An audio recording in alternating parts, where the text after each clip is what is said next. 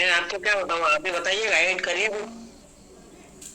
आ, मैं आपको सजेस्ट करूंगा कि आप crime free Bharat YouTube channel पर जाके कुछ वीडियो पहले साथ में देख लें, और फिर जो आपके मन में कुछ विचार आ रहे हैं, उसमें कुछ आप सुझाव देना चाहते हैं, तो वो देना ज़्यादा जी ठीक रहेगा।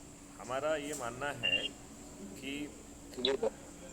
सभी पत्रकार साथी, जी इन राजनेताओं ने और पेपर के मालिकों ने और मीडिया के मालिकों ने मिलके जो पत्रकार संविधान के और डेमोक्रेसी के चतुर्थ स्तंभ थे, वह दर्जा उनसे छुड़ा लिया है। ये बात आप मानते हैं क्या? मानता हूँ सर, बराबर बोल रहे इन्होंने बहुत आसानी से पत्रकारों की कलम की ताकत छुड़ा ली है, और ये वही लिखवा रहे हैं जो ये लिखवाना चाहते हैं। हैं। और इन्होंने दुष्टतापूर्वक हमारे ऊपर वही गुलामों के नियम कानून थोप के रखे हैं जो अंग्रेज़ों ने 1857 की क्रांति को तोड़ने के लिए बनाए थे। ये ये सब नियम कानून भारतीयों को क्रश करने के लिए, भारतीयों को अपमानित करने के लिए, भारतीयों को शोषित करने के लिए, उनमें हीन भावना पैदा करने के लिए ये सब नियम कानून बनाए गए थे।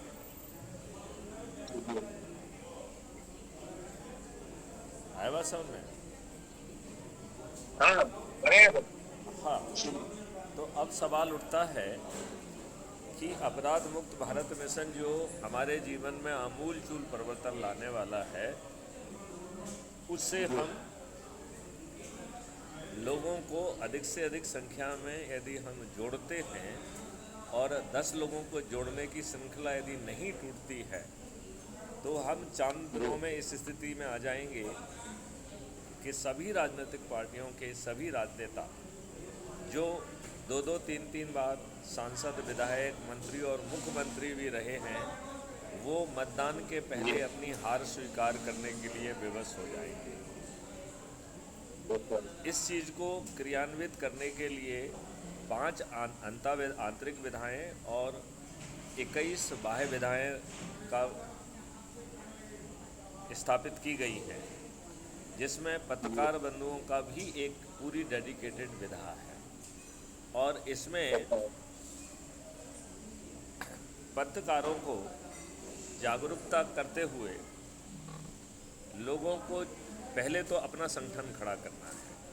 तो राष्ट्रीय संगठन, मतलब राष्ट्रीय स्तर पर, फिर राज्य स्तर पर, फिर डिवीज़न स्तर पर, फिर जिला स्तर पर, फिर सांसद स्तर पर, फिर विधायक स्तर पर, शहर स्तर पर और ग्रामीण स्तर पर, इतने सारे स्तरों पर हमें पत्रकारों का संगठन खड़ा करना है। तो मैं चाहूँगा आप अपने पत्रकार साथियों के साथ बैठिए, और जो अभी कहीं संगठन में बने हुए हैं, ज़रूरी नहीं है कि हम उनको रखें, हम एकदम नए लोगों को रख सकते हैं। और हर स्तर पर हम जो है 37, हर स्तर पर हम 37 लोगों को जोड़ सकते हैं, हर स्तर पर। तो एक प्रेसिडेंट होगा, 5 जो है वाइस प्रेसिडेंट होंगे, 10 असिस्टेंट वाइस प्रेसिडेंट होंगे और 21 की कार्यकारिणी समिति होगी। ऐसे हर स्तर पर हम 37 लोगों को रख सकते हैं। तो एक तरफ हम अपने संगठन को तैयार करें, और दूसरा जो है पत्रकार भाई जो है, जहाँ कहीं पे भी एंगल देखते हैं, जहाँ कहीं पर भी लोगों की दुख दर्द देखते हैं, वहाँ पर ही अपराध मुक्त भारत का कार्यालय खोलकर हम लोगों को रिलीफ देना भी चालू करें। तो यदि आप मेरे वीडियो सुनेंगे तो उससे आपको मालूम पड़ेगा कि कैसे जो है हम इवन आज के कानून के तहत प्रशासन और शासन को जोड़ सकते हैं, उनको वो कर सकते हैं। तो ये कार्रवाई हम कर सकते हैं। इसमें हमारे वीडियोज़ हैं, आप देखेंगे तो उसमें 4 तरह की अकाउंटेबिलिटी है जो हम प्रशासन और शासन पर थोप सकते हैं। उनको निर्वहन करने के लिए बाध्य कर सकते हैं। तो एक विधिक जिम्मेवारी है, दूसरी प्रशासनिक जिम्मेवारी है, तीसरा जो है विधानसभा में जो प्रश्न पूछते हैं लेजिस्लेटिव अकाउंटेबिलिटी है, और चौथी जो है संवैधानिक अकाउंटेबिलिटी है। और जो भी शासन में बैठे लोग हैं उन्हें शेड्यूल 7, लिस्ट 2 और लिस्ट 3 के तहत अपनी ड्यूटी का निर्वहन करना है, और यदि वो संविधान के शेड्यूल 7 के तहत अपना काम नहीं करते हैं तो इन्हें डिसमिस करने का प्रावधान संविधान में दिया गया है। संविधान में इन्हें आर्टिकल 356 के तहत डिसमिस किया जा सकता है। तो एक तो हम ये कार्रवाई कर लें, और दूसरा मेरा सोचना ये है कि हम पत्रकार साथियों को गांव-गांव में जाकर लोगों को की संगोष्ठियां करना चाहिए। और अभी इसका एक बहुत अच्छा तरीका हमने खोजा है, वो है कि हम कोई धार्मिक अनुष्ठान करें। क्योंकि एक चीज़ आप हमसे मानेंगे कि अभी प्रॉब्लम ये आ गई है कि हर कोई बिजी है। यदि आप बिना किसी कोई कारण नहीं देंगे तो लोग एक जगह पे इकट्ठा नहीं होते हैं। तो चाहे हम सम्मान समारोह करें, चाहे हम धार्मिक अनुष्ठान करें, तो मेरा मानना है, तो करनी पड़ेगी। हाँ, मेरा मानना है कि हम धार्मिक अनुष्ठान का यदि सहारा लेते हैं तो वो ज़्यादा फायदेमंद होगा। तो धार्मिक अनुष्ठान दो तरीके के हो सकते हैं, एक होता है पारिवारिक और दूसरा संत ओरिएंटेड, ठीक है ना। पारिवारिक में जो हम लोगों को जोड़ते जाएं और एक कोई आयोजन करें, जैसे सत्यनारायण की कथा, उस कथा के साथ ही हम क्राइम फ्री भारत और 21 लक्ष्यों के लिए संकल्प लें, राइट। जो लोग इकट्ठे लेंगे तो वो सब संकल्प ले लेंगे, तो वो संकल्पित होकर फिर 10 लोगों को जोड़ने की कार्रवाई करेंगे। इसमें हम एक कार्रवाई ये भी कर सकते हैं कि जिन लोगों का हम जो है व्रत करा रहे हैं, जिन लोगों से हम संकल्प ले रहे हैं, हम साथ में उनमें से पहचानें कि जो हमारी 21 विधाएँ हैं उनमें से ये किस विधा से संबंधित हैं। जैसे छात्र, शिक्षक, व्यापारी, पत्रकार, राइट। तो हम उन विधाओं के जो लोगों को पहचान के उन्हें हम संगठनात्मक भी जिम्मेवारी दे सकते हैं। यदि हम इस गति से चलेंगे तो हम बहुत फास्ट कर सकते हैं।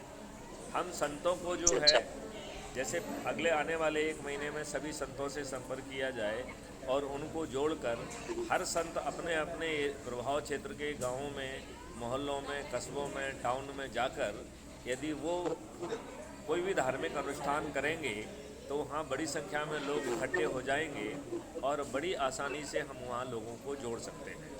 जो संत धार्मिक अनुष्ठान कर रहा है या जो धार्मिक अनुष्ठान करा रहा है वो वहाँ पर अपने मोबाइल नंबर्स को दे दे। वहाँ पर जो लोग इकट्ठे हो रहे हैं वो संकल्प लेने के बाद अपना नाम, शहर का नाम, जगह का नाम लिख के भेज दें, तो उनको अपने क्राइम फ्री भारत ऐप की प्रोफाइल से अपनी लिंक कॉपी करके हम उस SMS में पेस्ट करके और लोगों को डाउनलोड करके जोड़ सकते हैं। और जो व्यक्ति जुड़ रहा है उससे कहा जाए कि भाई अपने धर्म के अनुसार एक कार्यक्रम आपको तत्काल करना है। तो यदि वो हिंदू है तो उससे जो है सत्यनारायण की कथा करा लिया जाए, तो वो सत्यनारायण की कथा कराएगा तो अपने भाई बंधुओं को इकट्ठा करेगा, और जो भाई बंधु इकट्ठे होंगे वो जो है अपराध मुक्त भारत का संकल्प भी ले लेंगे और जुड़ भी जाएंगे। वो जो है अपना नाम और जगह का नाम देते हुए SMS भेजेंगे, तो हम अपनी प्रोफाइल से कॉपी लिंक करके वहाँ पेस्ट करके उसे डाउनलोड करके लोगों को जुड़ा पाएंगे। तो बताइए, ये बहुत सार्थक और बहुत फास्ट कार्रवाई हो जाएगी कि नहीं हो जाएगी? हाँ, हो जाएगी ना सर। हाँ। बढ़िया। आज मेरी एक कथावाचक संत हैं डॉक्टर स्वामी बेनेश्वर जी, उनसे भी मेरी बात हुई है। जबलपुर में वो प्रवास करते हैं, बल्कि उनकी तरफ से ही फ़ोन आया था। उन्होंने भी जुड़ने की इच्छा व्यक्त की है। अभी हम उनको फ़ोन लगा के जोड़ेंगे। सत्येंद्र जी ने मेरी एक गुरु महाराज से भी बात कराई थी, वो भी पूर्णतः से संकल्पित हैं और वो खुद चल के संत समाज के लोगों को जोड़ने की बात कर रहे हैं। तो हमें इन जो संत जुड़ते जाएं उनके साथ बैठ के हमारी एक टीम लग जाए 2 या 3 लोगों की, जो उनके 1 महीने के प्रोग्राम को आयोजित करें, ठीक है ना। तो एक आयोजन हो गया अपने लेवल पे एकदम व्यक्तिगत स्तर पर, जिसमें हम सत्यनारायण की कथा टाइप की चीज़ करा लें। जैसे मुस्लिम है तो उनका जो है तकरीर होती है, तो मुस्लिम है तो तकरीर आयोजित कर लें। यदि क्रिश्चियन है तो क्रिश्चियन जो है वो गुड फ्राइडे को और उसको फ्राइडे को हर संडे को जो है वो चर्च में इकट्ठे होते, तो चर्च में इकट्ठे होकर वहाँ पर भी वो क्राइम फ्री भारत के बारे में संकल्प ले सकते हैं। तो हमें सभी समाज के, सभी धर्म के, सभी जाति के लोगों को जोड़ना है और हमें बड़ी आसानी से सभी को समृद्ध बना पाएंगे। जी सर। अभी क्या है कि ये राजनेता हमको जाति धर्म में बांट रहे हैं, हमारे साथ गड़बड़ी कर रहे हैं, हमारे बीच में दंगे करा रहे हैं, हमारे बीच में वो करा रहे हैं, तलवारें खिंच रही हैं। हम लोग जो है ना लाखों की संख्या में मारे जाते हैं, इनकी सेहत पे कोई फ़र्क नहीं पड़ता है। लिहाजा इस स्थिति को हमें बदलना ही होगा। तो अभी मैंने जो आपको सुझाव दिए, इसके बारे में आपकी क्या सोच है? जी सर, बहुत बढ़िया है सर। आपका जो सुझाव है वो बिल्कुल सही है, वो बहुत कारगर होंगे भी सही। तो सही, उनको अगर आप और मूर्ति रूप लेके आप और सत्येंद्र उस क्षेत्र को चलेंगे ना, बोलिए बोलिए। मतलब अपन, हाँ, फील्ड में जाके अपन उसको मूर्ति रूप दोगे तो बराबर रिजल्ट तो मिलेगा अपने को सर।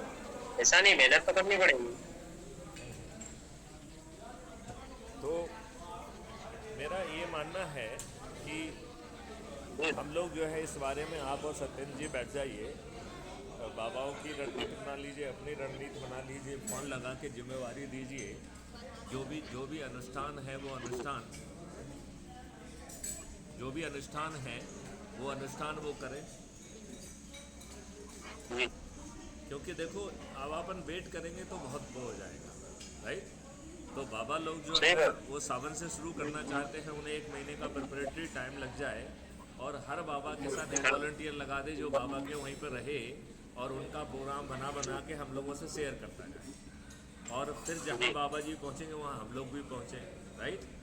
अब हम लोग के जो स्तर के प्रोग्राम है, हम छोटी कथाएँ करें तो हर वॉलंटियर, हर व्यक्ति जो जुड़ गया है वो अपने यहाँ करना चालू करा दे। तो उस बहाने 10-10 लोगों को इकट्ठा करना, 15-20 लोगों को, 25 लोगों को इकट्ठा करना कोई बड़ी बात नहीं होगी। वो सभी लोग यहाँ संकल्प ले लेंगे और 21 लक्षों सहित भारत तो हर किसी को चाहिए कि नहीं चाहिए? तो जब हमें चाहिए तो हम ये काम यदि करेंगे, और आज जो लोग जुड़ रहे हैं उनको भी सूची में रखो कि वो कब अनुष्ठान करने वाले हैं, तो जो है हमारी गति बहुत तेज़ी से बढ़ेगी। आप बताइए ये आपको कैसा लगा? अच्छा, इससे हमें एक फ़ायदा और भी दिख रहा है कि जब अनुष्ठान में जो लोग आएंगे तो उसमें छात्र भी होंगे, उसमें शिक्षक भी होंगे, उसमें जो है आपके पंच सरपंच भी होंगे, उसमें स्लम एरिया में रहने वाले भी होंगे, राजनीतिक कार्यकर्ता भी होंगे, पत्रकार भी होंगे, वकील भी होंगे, इंजीनियर्स भी होंगे, चार्टर अकाउंटेंट भी होंगे। संत समाज को अपन अलग से कर ही रहे हैं। तो जो इसके लिए जो हमने 21 विधाएँ चुनी हैं वो 21 विधाओं का काम करिए। अभी इसमें 21वीं विधा हमने रखी है ऐसी जगह जहाँ पर कि भीड़ भाड़ होती है, विशेष तौर पर धार्मिक स्थान, जैसे क्रिकेट हो रहा है, जैसे कोई म्यूजिक हो रहा है। तो आपने देखा होगा कि ऐसे स्थान पे अपने आप चाय वाला पहुंच जाता है, वो पहुंच जाता है।